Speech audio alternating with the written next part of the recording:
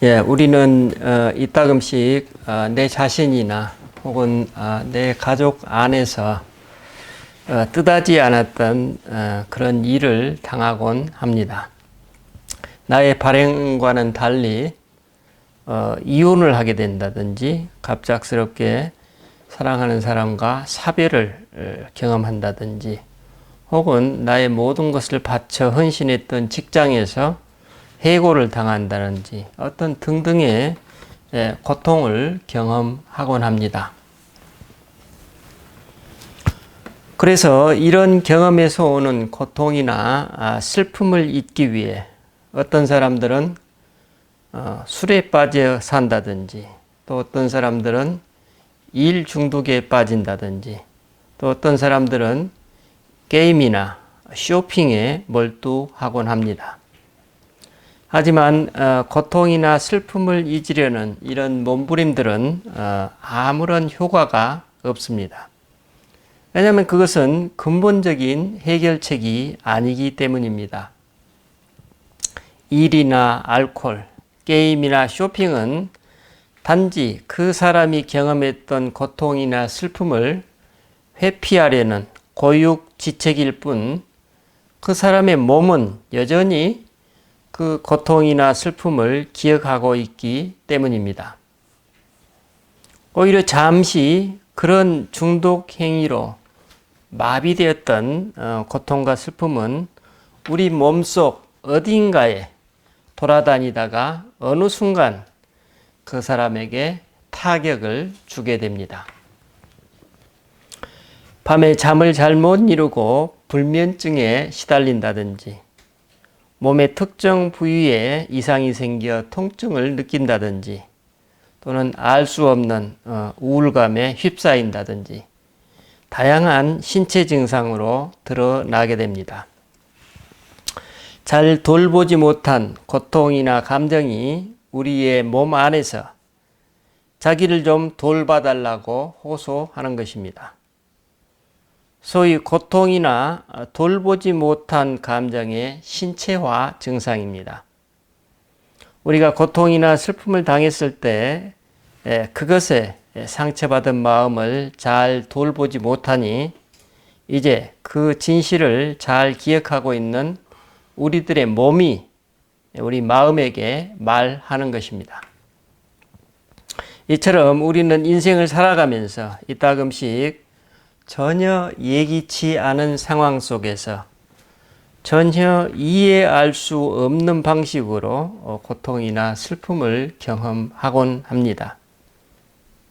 우리가 만약 예상할 수 있고 이해할 수 있는 상황과 방식이라면 그것이 아무리 크다 할지라도 우리는 그것에서 오는 고통이나 슬픔을 훌훌 털어내고 다시 일어설 수 있습니다. 하지만 전혀 예상하지 못했던 경험이라면 예상하지 못하는 그만큼 우리가 경험하는 고통이나 슬픔은 더 깊어지게 됩니다. 이러한 고통이나 슬픔을 경험하고 있는 그 혼돈의 와중에 우리는 그 고통이나 슬픔의 의미를 잘 파악하지 못합니다. 우리에게 그 고통이나 슬픔이 너무나 압도적이기 때문에 사태를 객관적으로 파악하거나 혹은 차분히 그것을 통한 하나님의 뜻을 분별할 수 있는 역량이 턱없이 부족하기 때문입니다. 이때 우리는 단지 그 고통이나 슬픔 속에 신음하면서 그 고통이 토해내는 감정의 포로가 되어버립니다. 그런데 오늘 말씀은 이처럼 고통과 슬픔을 경험하고 있는 우리 신앙인들의 역설적인 기쁨을 말씀하고 있습니다. 예수님은 여기서 그 기쁨은 오늘 지금 주어지는 것이 아니고 오늘 내가 경험하고 있는 고통과 슬픔에 기초하고 있다고 말씀하십니다. 신앙인들에게 있어 고통과 기쁨이 밀접하게 연결되어 있다는 의미입니다. 이런 맥락에서 오늘 본문은 깊은 공경과 고난의 시기를 지나고 있는 신앙인들에게 매우 소중한 메시지를 담고 있습니다. 오늘 저는 신앙인들이 경험하는 고난과 슬픔, 그리고 여기에 기초한 기쁨이 어떻게 연결되고 있는지 여러분과 함께 살펴보고자 합니다. 본문 16절에서 예수님은 임박한 당신의 십자가 죽음과 부활을 염두에 두시면서 말씀하십니다. 조금 있으면 너희가 나를 보지 못하겠고 또 조금 있으면 나를 보리라. 제자들은 예수님의 이 말씀에 혼란을 느끼며 반응합니다. 대체 무슨 말씀을 하시는 것일까? 이제 머지않아 너희는 더 이상 나를 보지 못할 것이고 다시 그 뒤에 머지않아 나를 볼 것이다 라는 이 일이 대체 무엇인가? 또 아버지께 간다는 것은 무슨 뜻인가? 그들은 계속해서 질문합니다. 머지않아란 말은 무슨 뜻이지? 대체 이 모든 것이 무슨 의미인지, 무슨 말씀인지 도무지 모르겠다는 것입니다. 이처럼 혼란에 휩싸인 제자들에게 예수님이 20절에서 말씀하십니다. 너희는 곡하고 애통하겠으나 세상은 기뻐하리라. 너희는 근심하겠으나 너희 근심이 도리어 기쁨이 되리라. 아마도 제자들은 예수님의 이 설명이 더 이해하기 어려웠을 것입니다. 그래서 예수님은 알아듣기 쉬운 비유로 설명하십니다. 21절로 22절 말씀입니다. 그렇죠? 여자가 해산하게 되면 그 때가 이르렀으므로 근심하나 아기를 낳으면 세상에 사람 난 기쁨으로 말미암아 그 고통을 다시 기억하지 아니하느니라. 지금은 너희가 근심하나 내가 다시 너희를 보리니 너희 마음이 기쁠 것이요 너희 기쁨을 빼앗을 자가 없느니라. 예수님은 여기서 신앙인들이 경험하는 고통과 슬픔의 의미를 설명하고 계십니다. 이를 아주 단순하게 표현하면 신앙인의 고통은 그들이 경험하게 될 기쁨을 위한 것이라는 말씀입니다. 신앙인이 경험하는 고통과 슬픔은 기쁨으로 바뀔 것이라는 의미입니다. 그런데 그 기쁨은 그들이 경험했던 고통이나 슬픔을 잊어버리게 할 것이고, 우리가 극복하는 게 아니라 잊어버리게 할 것이고, 그 기쁨은 아무도 빼앗아가지 못할 것이라고 말씀하십니다. 여러분, 예수님의 이 말씀을 어떻게 받아들이십니까? 사실 이 말씀은 이 모든 과정을 경험하고 극복한 사람만이 자기 고백의 차원에서 말할 수 있는 것이지, 제3자로서 우리가 고통과 슬픔 속에 있는 어떤 사람에게 건넬 수 있는 그런 충고나 위로의 말은 아닐 것입니다. 왜냐하면 그런 위로나 충고는 고난이나 슬픔 속에 있는 사람에게 아무런 도움이 되지 않을 것이기 때문입니다. 그렇다면 예수님은 왜 이처럼 제자들이 받아들이기 어려운 말씀을 하셨을까요? 그렇습니다. 예수님은 제자들이 비록 고난과 슬픔을 경험한다 할지라도 결국은 그들이 당신의 사랑을 알고 받아들이리라는 것을 믿고 계셨습니다. 그러면 고난과 슬픔에 대한 마음의 상처와 하나님의 사랑은 상호 어떤 관계로 연결되어 있을까요? 그렇습니다. 우리 마음의 상처는 그 사람이 충분히 이해하고 사랑받는 경험을 통해서 치유되고 회복되게 됩니다. 그런데 여기서 우리가 주목할 점은 이처럼 치유되고 회복된 사람은 이전과는 다른 사람으로 성숙되어 그 내면이 깊어지고 확장되며 이전보다 더 큰 사람으로 변화된다는 것입니다. 이런 변화의 과정을 경험하는 것은 마치 한 여인이 자신의 산고를 통해 아기가 새로운 세상에 태어나는 출산의 과정과 같다는 것입니다. 다시 정리해서 요약하면 그리스도의 십자가 사랑을 알고 받아들인 사람은 태중의 아기가 새로운 세상에 태어나듯이 부활의 삶을 선물로 받게 된다는 메시지입니다. 그런데 이처럼 부활의 삶을 선물로 받은 사람은 십자가의 고통을 건너뛰거나 우회할 수 없다는 의미입니다. 왜냐하면 그 십자가 속에 하나님의 사랑이 깊이 감추어져 있기 때문입니다. 산고를 겪은 여성이 그 아픔과 슬픔을 통해 출산의 기쁨을 누리듯이 새로운 생명의 탄생은 목숨을 내놓는 공포, 통증, 경련, 그리고 숨막히는 위기를 수반하게 됩니다. 그 여성은 이 과정 중에 곧 태어날 아기와의 만남을 간절히 소망하면서 온 마음으로 그 생명에 집중하게 됩니다.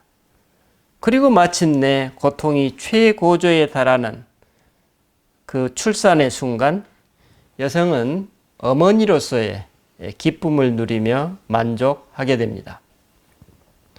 바로 그 순간 방금 전까지의 고통과 두려움은 어디론가 사라져버리고 그 자리에는 기쁨으로 충만하게 됩니다.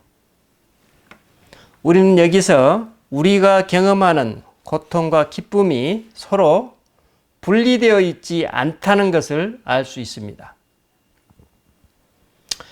미국의 스탠퍼드 대학교의 중독치료센터의 연구 결과에 따르면 우리의 뇌는 쾌락의 자극만 많아진다고 해서 그 행복감이 커지지 않는다고 합니다. 우리 뇌 안에서는 쾌락과 고통을 느끼는 부위가 거의 일치한다고 합니다. 즉, 기쁨과 고통이 같은 뿌리를 공유하고 있는 것입니다. 우리는 이 세상을 살아가면서 기쁨을 느끼기도 하고 고통을 느끼기도 하는데 우리 뇌는 이 둘 모두를 경험하면서 자기 자신과 세상에 대해 학습해 나가게 됩니다. 그래서 우리 뇌는 이 과정 중에 쾌락과 고통 사이에 늘 아주 미묘한 균형과 조화를 이루면서 살아가고 있습니다. 하지만 우리는 이런 삶을 살아가면서 내 자신도 모르게 그 균형을 깨트리곤 한다는 것입니다. 즉, 더 많은 쾌락을 주는 자극을 계속 찾고 반면에 우리를 괴롭게 하고 고통을 가져다 주는 증상에 대해서는 진통제 같은 다른 자극으로 즉각 없애려 한다는 것입니다. 여기서 문제는 우리의 뇌가 쾌락만을 추구하다 보면 고통에 대해서도 더 민감해질 수 없고 또 반대로 자신의 고통에 둔감해지게 되면 즐거움 역시도 점차 느끼지 못하게 된다는 것입니다. 그러니까 쾌락과 고통의 조화와 균형이 깨져버리는 것입니다. 오늘날 쾌락을 조절하지 못해서 마약류 등의 약물 중독이 늘어나고 동시에 자신이 느끼고 있는 고통에 둔감하여서 우울증으로 고통받는 사람들이 늘어나는 원인이 바로 여기에 있다는 것입니다. 그래서 이런 사람들에게 치료를 진행하면 약물 중독에서 술로, 또 술에서 음식으로, 또 음식에서 지디철 영상으로 그 중독의 대상만 계속 바뀌는 경우가 많다고 합니다. 결국 근본적 해결책을 찾을 수밖에 없는데 그것은 다름 아닌 뭡니까? 고통을 회피하지 말고 직면하는 것이라고 말합니다. 다시 말하면 고통을 고통으로 받아들이고 기쁨을 기쁨으로 받아들이라는 것입니다. 그러므로 오늘 현대인들이 겪고 있는 중독의 문제는 고통을 고통으로 받아들이고 기쁨을 기쁨으로 받아들이지 못하는 병이라고 볼 수 있습니다. 이런 차원에서 과잉 자극보다는 결핍을, 또 순간을 벗어나기 위한 진통제보다는 운동과 식이요법을 선택하는 것이 쾌락과 고통 사이의 조화와 균형을 회복하는 데 도움이 되고, 이런 접근법이 건강하고 행복한 삶으로 연결된다는 것입니다. 이처럼 기쁨과 고통은 서로 밀접히 연결되어 있기 때문에 이 둘 사이의 조화와 균형이 깨지게 되면 기쁨과 고통의 조합으로 이루어진 우리 삶 자체가 파국을 맞게 됩니다. 오늘 주변에서 많은 모습들을 보게 됩니다. 우리는 이러한 파국을 미연에 방지하기 위해서 내 자신에 좀 더 솔직해질 필요가 있고, 또 남에게 보이기 위해서 내 삶을 연극처럼 살 필요가 없다는 것을 알게 됩니다. 마찬가지로 예수님의 십자가 죽음과 부활은 당신이 아버지 하나님께로 가시고 성령을 보내주시기 위한 필연적 사건이라는 것이 오늘 그분의 메시지입니다.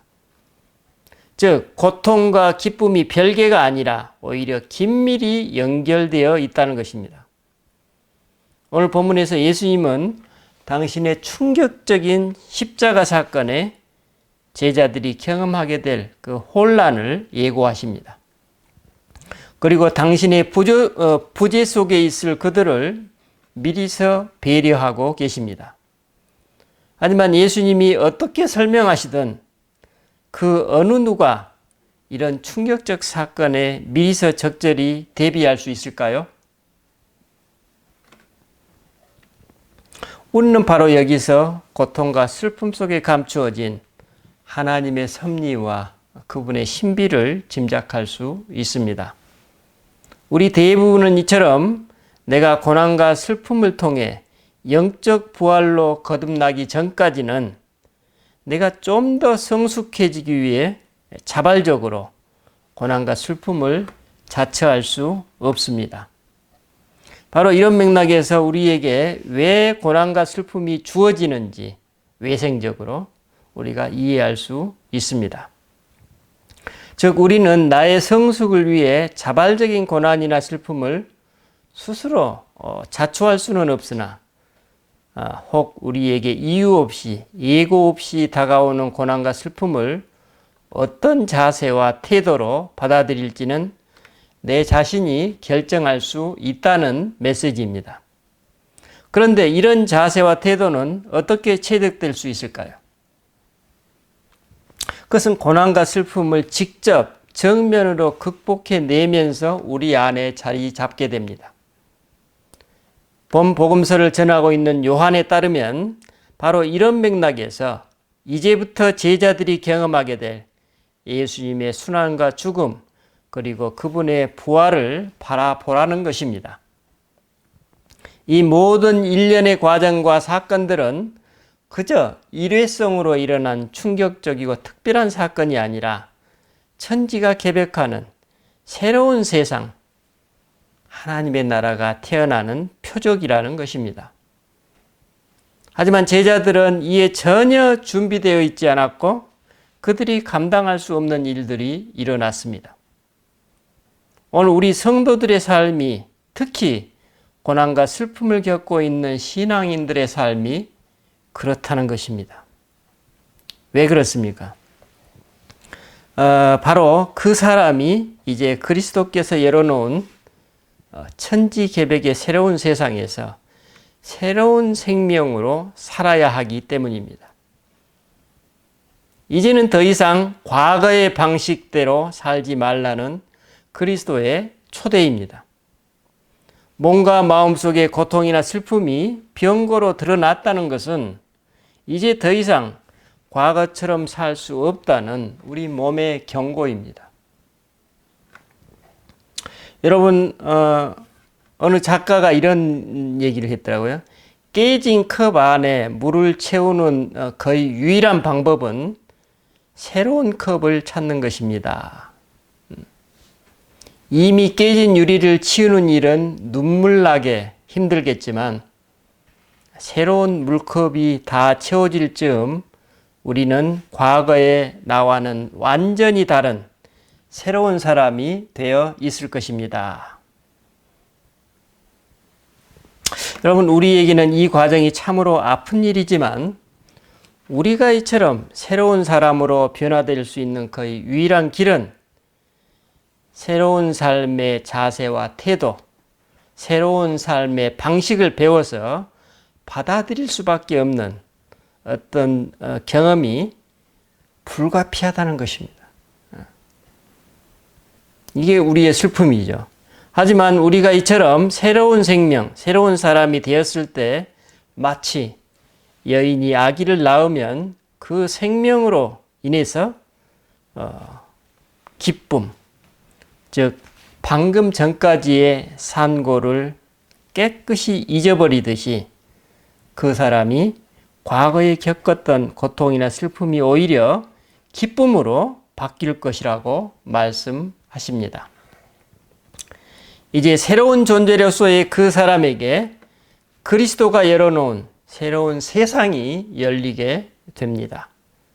그 사람은 이제 그 어떤 것도 그저 당연하게 받아들이지 않으면서 그리스도 안에서 그리스도를 통해 일상의 순간순간에 배어있는 온갖 진미, 삶의 골수를 그리스도와 함께 맛보며 살아갈 것입니다.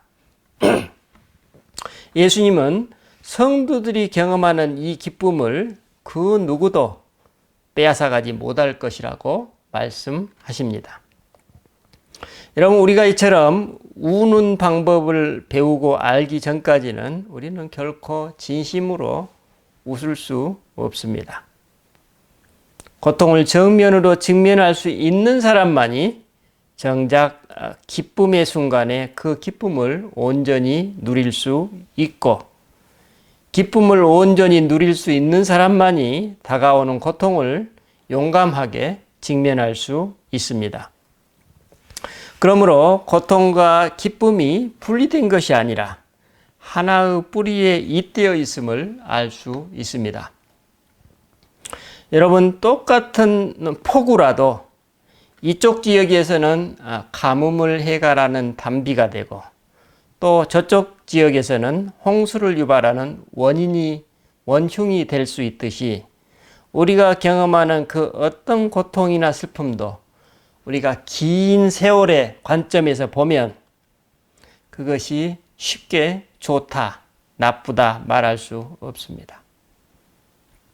단지 우리가 그것을 어떤 태도와 자세로 대하느냐에 따라 달라진다는 것을 알 수 있습니다. 그런데 예수님은 오늘 말씀에서 우리가 아무리 어려운 고난이나 깊은 슬픔을 당한다 할지라도 오히려 역설적으로 그 크기와 깊이만큼 우리의 기쁨도 크고 깊어질 것이라고 말씀하십니다. 이것이 바로 예수님의 기쁨입니다.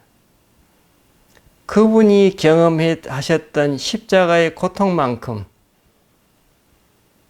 제자들이 새 사람으로 태어났을 때 그분이 느꼈을 기쁨은 천하를 얻는 그 기쁨입니다. 오늘 내가 그런 기쁨을 경험하고 계신가요? 한 사람의 생명이 다시금 살아날 때 우리는 정말 그 기쁨을 맛볼 수 있습니까? 바로 여기에,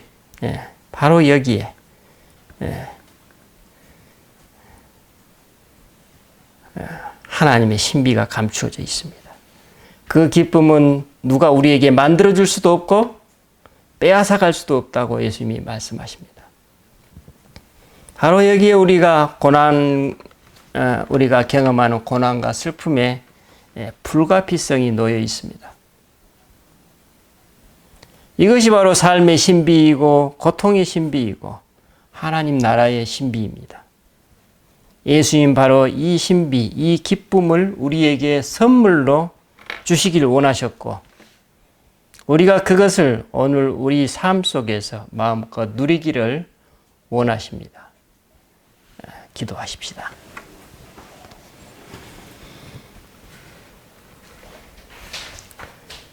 주님, 오늘 주님께서는 말씀을 통해서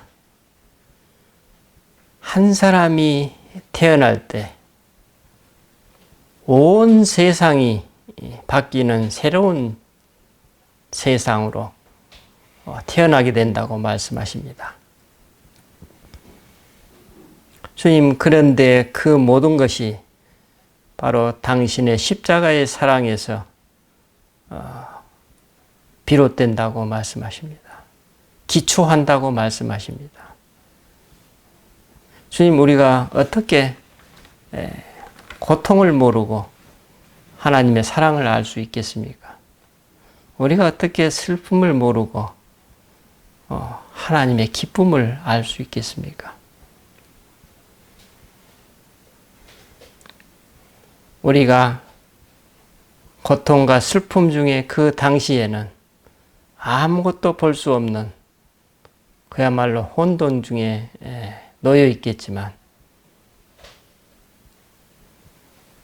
우리에게 마지막 남은 단 하나의 신뢰, 하나님께 대한 신뢰가 있다면 우리는 결코 버려지지 않을 것임을 주님께서 말씀하십니다. 주님, 그때 우리는 부활을 경험하게 되고 그 부활의 삶에서 온 세상이 다시금 새롭게 다가오는 그리고 내 자신의 부활의 경험이 이제 우리 이웃들에게도 똑같이